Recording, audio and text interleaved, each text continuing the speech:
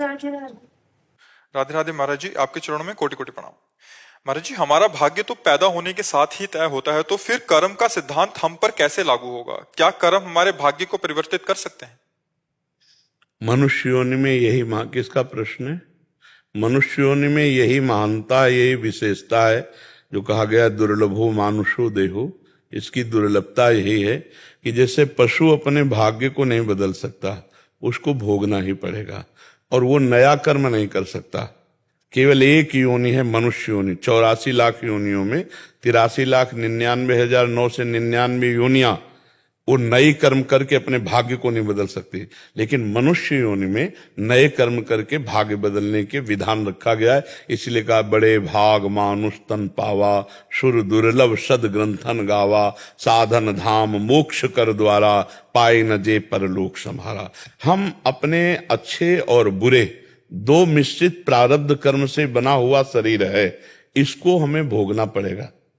जैसे लिखा है कि आपको 15 वर्ष की आयु में ऐसा होगा, 20 वर्ष की आयु में ये होगा, 30 वर्ष की आयु वो होगा।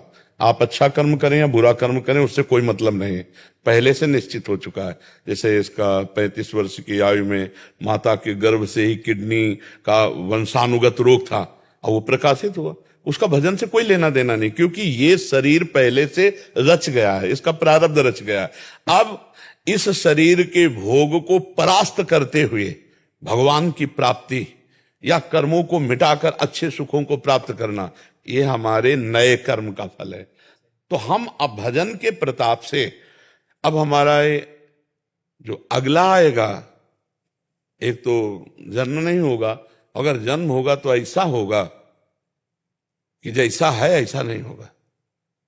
अब शरीर ऐसा होगा कि दिव्य होगा और भगवान के नाम गुण लीला का प्रचार प्रसार करने वाला होगा, अगर होगा, नहीं तो फिर नहीं होगा भगवान के धाम। क्योंकि नई खेती बहुत बढ़िया है, बचपन से और अभी तक जो बोया गया है उसकी फसल बहुत जोर की है। ये पुरानी फसल आके सड़ियल हमको गिराना चाहती थी तो हमें गिरा नहीं पाई, क्योंकि 18 वर्ष हो गए, सब कष्ट है, लेकिन हमारी दिनचर्या चल रही है, हमारा भजन चल रहा है, हमारा साधन चल रहा है। तो अगर हम केवल प्रारब्ध भोगते तो सड़ते होते ना।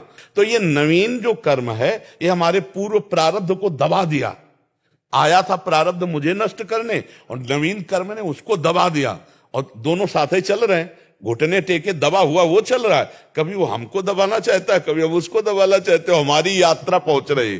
जैसे कबड्डी के खेल वाले में विपक्ष दबा देला तो कबड्डी कबड्डी कबड्डी और पाली तक पहुंचना है, तो पाली तक राधा राधा राधा राधा राधा और आखिरी पाली राधा, पहुंच गए श्री जी के पास। तो हमारा नया कर्म अगर जोरदार का है तो हमारे पुराने कर्म को दबा देगा, नष्ट नहीं कर सकता।